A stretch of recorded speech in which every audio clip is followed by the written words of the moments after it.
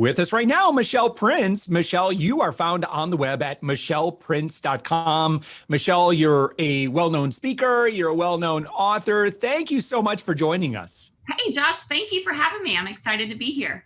So, Michelle, in terms of your superpowers, obviously you're very good at helping people realize and share their story. But I'd love to hear it from you in terms of, how you help folks and what you do.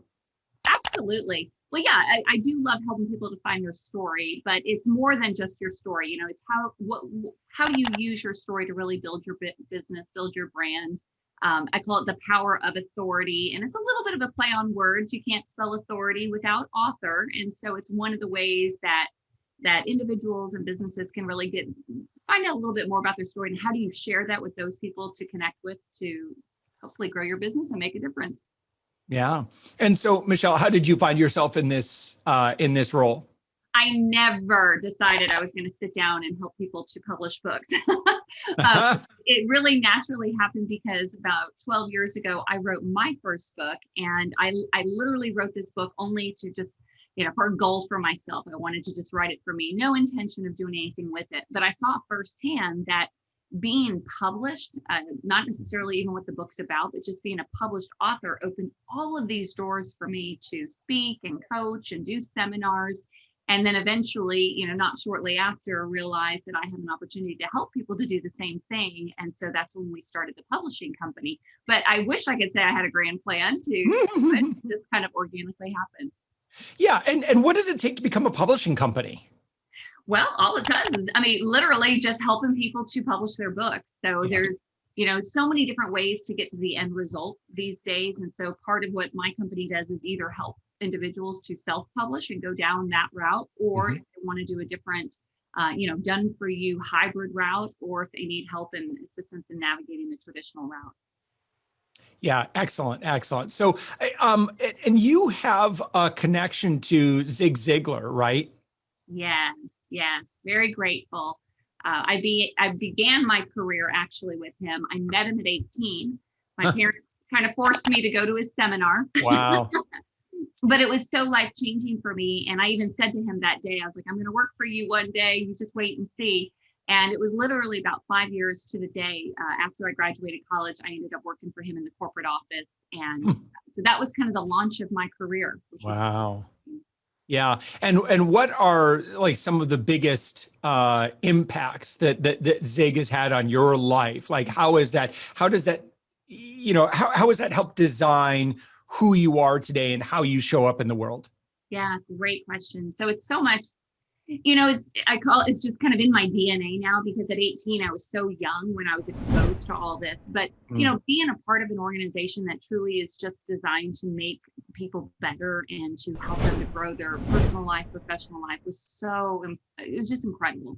But working for somebody like Zig, I've never met a man with more integrity in all of my life. And he's just, strong, value-based, and it's hard to even articulate how much of an impact that him and the whole organization has had on me. So much so that my mission, part of what I do is, and everything about my story goes back to Zig. So I'm trying to help keep that legacy alive as well, by sharing my story. But just an incredible experience. Yeah. Michelle, one of your books has to do with authority, the power of authority. Can you tell me about this? Because this is something I've been a huge advocate for. And, quite frankly, if we look at, kind of the analogy I give, and I actually, we were talking about social media, but this is actually, I spoke on this quite a degree because I was talking about, the value of being seen in the media, and the visibility of being in the media is just okay. The authority of being in the media is the much bigger prize. And, and I really sell the value of authority of, just imagining what it would be like professionally to have 10 times the authority that you currently have. And just imagine how that would impact your business, like in terms of sales, what you could charge, speaking opportunities, partnership opportunities, joint ventures, if you had 10 times the authority. And so then, if you really spend some time visualizing what that's like, hopefully that becomes a bigger priority, because it really is the door to how so much happens. I would say, particularly in the kind of the entrepreneurial world in particular. I see that quite a bit, but I listen, I would love your take on it. Oh, well, you're absolutely right. I mean, there's such an opportunity here. I mean, first of all, it's not about a book. And I say that a lot because it's really more about your story, but your story is the way that you connect with people. But what comes with putting your story in a book is this perceived authority. I mean, instantly people see you differently. Instantly you are that go-to expert. And frankly, it's long before they read your book. It's because you are published. And so, it's a phenomenon I can't fully explain, but it works. And why I'm so passionate about this, especially with business owners, is because that's what happened to me without a grand plan. But because I was published, that's when I started getting the calls to speak and coach and do all of these things. The way I look at it is, when you are published and you have that authority, that credibility, it's your ability to have a platform now. And a platform is nothing more, better, but you have the ability to rise above a little. And it also means people are willing to listen to you. We put a lot of stock in authors and in influencers. And so, when you put yourself out there as such, as you're the authority on your story, it just creates that ability to have the platform. And when you have the platform, that's when you can help more people. I mean, ultimately, I think that's why all of us get into business, right? To serve other people, and then in turn grow our business. But yeah, it's powerful. And it's what I advise all entrepreneurs, all business owners. If you have not written a book, do it, because it's your business card. People will throw away your business card, but they won't throw away a book. So use it. Yeah, they might donate it eventually. So I live in a weird, really weird world, right? As kind of a pseudo media kind of person. So I get books all the time, and sometimes it's like, sometimes you throw them away. No, I'm really going to read this one. And in reality, I am a hyper consumer of audio,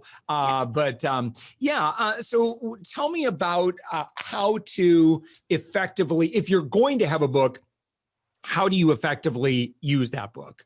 Okay. Well, there's so many ways to use it. I think of it as a door opener. It's not necessarily going to do everything for you, but it's going to make that door open a lot easier. The first thing, though, is figuring out, well, what is your book going to be about? And that's where it goes back to, what's your core message? What is it that your business is about? Most of the time, business owners, entrepreneurs, they already are sharing their story over and over and over and over again, either online, in social media, in blogs, in person with prospects. So it's taking that information, but giving value, right? So think of a book. I literally use one of my books as my business card, and I give it away because it's valuable information. And if they find value in it, they're going to come back. So, you can use it as a lead magnet. You can use it when you speak. You can use, of course, it's never about the opportunity. And of course you make money selling books, but truly the opportunity is not in selling books. It's in the other things that come in as a result of being published. Yes, right. Yeah, getting rich off book sales is it's a if that's your only goal, it's you may be disappointed. Yeah. So and so what are some other strategies again for leveraging that book? Like, let's say that for example, someone's also a speaker or someone is a consultant, how could they use that book? And I mean, when I say how, I mean, maybe some very tactical ideas, the things that they could do. Well, first and foremost, if you're speaking and once you have a book, you immediately can get higher fees. I mean, without a doubt, there's no doubt about that. But there's some other little tactical things you can do. Of course, selling books at events. I mean, that's one of the best ways. Most speakers, think about a book. Think about anytime you're in an event and you hear a speaker. If they say something that you resonate with, chances are you're going to buy their book. Not because you'll ever read it, but there's something about, like, I want to take you home with me. I like what you had to say. So there's that. But the other thing for events, and this is something that I see a lot of speakers overlook, and they don't really leverage this, is a lot of times, speaker companies may have a speaker budget, right? And it may not be as high as you would like it to be. Sometimes it is, But all companies have a continuing education budget. So what I usually do, it could either be in negotiation with your speaker fee, or in addition to, they buy books at a discounted rate.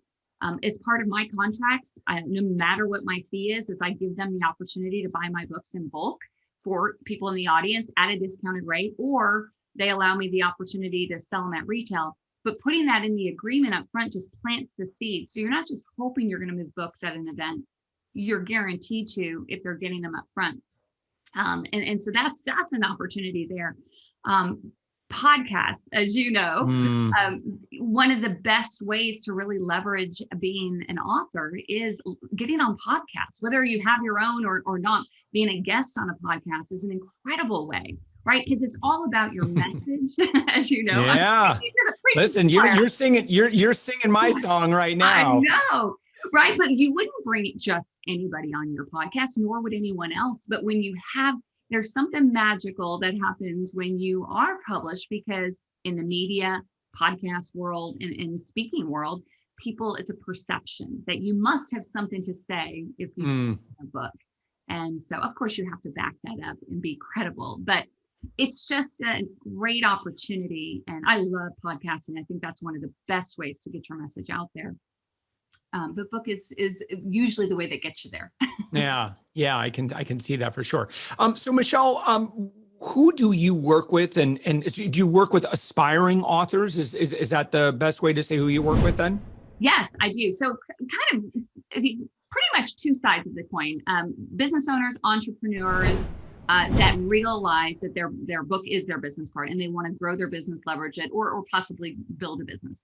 We also work with a lot of people that are passionate about making a difference, building, maybe they want to start a ministry, or maybe they're in corporate and they want to branch out to do their own thing. So we get a lot of, all of our books are personal development or professional development, nonfiction. And so who, what's going on for them professionally right now? Like, would you say, and I guess, let me ask it this way. Is there someone that, you're chatting with, and you're like, I'm not sure you're really ready for me yet? Or, what would you hear that would say, you are definitely ready for me? Okay, great question. So those who are the best fit for us are ones that see that their book it's more than just a book. It is an opportunity to really build a platform. Those are the perfect fit for us, because they realize that it's not that you just write a book, and it's not that saying of if you build it, they will come. It's not how books work, but they see it as this is just one part of all of it, that I want to build a platform. Always people that truly authentically want to make a difference, either personally or professionally. Those are the best fit for us. Somebody who's probably definitely not a fit for us is anyone that's, fiction writers, or if the only goal is to be in every bookstore in the country, that's not a bad goal. But if that's the only thing you're focused solely on selling books, then we're probably not the right fit. We're more about creating difference makers, and a book is just one way to do that. Mm-hmm. Compared to, publishers across the board, what do you provide to an author or aspiring author that maybe they wouldn't really find anywhere else? Yeah. So I didn't get into publishing because I wanted to be a publisher. I wanted to help people to get their stories out. So we do it a little bit differently. Like a publisher, they take the rights and the royalties from their authors. We don't. We see it as partner publishing, where we're literally, I have the team, the designers and all of the people, editors to help bring that book to life. But ultimately, we feel like the author should deserve all the benefit of that. So we partner with them in doing that. So that's a lot different. We keep it simple. So, but again, just to clarify who would be the right fit, there are reasons to traditionally publish without a doubt, but it's usually not a first-time nonfiction author. So those tend to be the ones that we help the most. And then if they want to, sell that book like crazy, and usually that's when traditional publishers will come calling, then if that's your goal, great. But you're going to probably want to start a little bit different if you don't have that platform yet.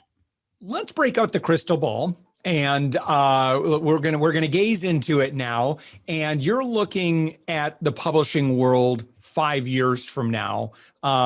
Is it exactly the same as it is today, or are there any differences? And if so, what are those differences? That's such a great question. I mean, just in the 12 years or so that I've been doing this, I've seen it has changed so much. I mean, 20 years ago you had your vanity press to now it is so common and okay and good to either self or even hybrid publish, where that wasn't the case all those, so many years ago. I think what could, and I know some traditional publishers, and we've talked and partnered, and I send people their way and vice versa. But, I think what's going to happen is that they're going to embrace the idea that there is maybe a different model, the hybrid model, because there are plenty of incredible books and incredible stories, but these are authors that don't have a platform yet. So maybe coming up with some sort of a hybrid approach to help people to be published. And then, ideally what I think would be the best is to then have a bigger marketing component of it to help them, really scale that brand or that platform so that it is a benefit for traditional publishers. I mean, at the end of the day, it's not profitable for a traditional publisher to pick up an author that doesn't have the ability to sell, 5,000 books day one. So, which it keeps them from a lot of great opportunity. So that would be my crystal ball. Yeah. I don't know if I'm right. But it'll also become more and more self-service. There's, so many people who get this done on their own. So with technology, I think that's the way to go. Yeah, I can definitely see that. Michelle, how can I ask this delicately? How much does it cost to work with you? Or is it expensive? Is it super expensive? Or, just in terms of making sure that people have budget, and I would say kind of compare that with, well, look, if you want to try and do this on your own with YouTube videos, I guess just help us with the kind of the financials behind working with a publisher. Absolutely. And I always tell people there's no right or wrong way. And so depending on where you are with your resources, if you have a little more time than money, then self-publishing is going to be the least expensive route to go, without a doubt. But if you're willing to invest a little bit more money and you don't want to be in the weeds of having to learn the whole publishing process, because there's a lot to it, then that's usually when you outsource it. And that's the difference. So I would say for our services, we fall in the midline. I mean, there's colleagues of mine that are, twice as much, and then there's some that are twice as less. So we probably fall in that mid-range, anywhere from, depending on the size of the book, is it a mini book? Is it a full book? Are we doing, what are we doing? Writing services, just editing? It can range anywhere from 5,000 to 15,000, really. And can go on beyond there, of course, if you want ghost writing and things like that. Yeah. So we're definitely in the midline there. So it really just depends. What I always tell people is you have to find somebody that, one, that fits in your budget, right? But two, that you resonate with, because, and we're very selective on our projects, because I'm not a fit for everyone. But find a publisher with the same sort of values and the same sort of track record, because those are the ones that are going to help you the most. And that's why we gravitate toward people that want to speak, that want to do coaching and consulting and all that, because that was the route I took. And then since then, that's what we do. Those are the authors we help the most. Yeah, excellent. So Michelle, someone going to your website, michelleprince.com, what would you recommend if they're just kind of getting started here and they're like, I like what Michelle's saying? How can they get to know you, spend more time with you, and kind of really dive into your world? Yeah, so that michelleprince.com is good to get to know me. I would say if you're interested in the publishing, go to performancepublishinggroup.com, because we do free strategy calls. So if you even have an idea, just want to talk it through, is this even feasible? What would it look like? Then, take advantage of that. We would love to see if we can, answer questions, whether that means we're the fit or maybe we'll tell you, we may not be the fit, but here's a better way to go. That's what those strategy calls are for. Excellent. All right. michelleprince.com. Michelle, this has been fantastic. Any final parting words for our listeners here who have been enjoying our conversation? Absolutely. So I will just say this: you have no matter who you are. If I had 5 minutes with anybody listening, I can guarantee that you have a story. It does matter, and it matters even if it's to one person. It's worth telling. But never underestimate the power of your story and how you can leverage it, because we're in a world where people are seeking information, and something that could help them personally or professionally. So get it in a book so you can help others while you're building your platform. I love it. All right, Michelle Prince, michelleprince.com. Thank you so much for joining us. Thanks, Josh. Really appreciate it.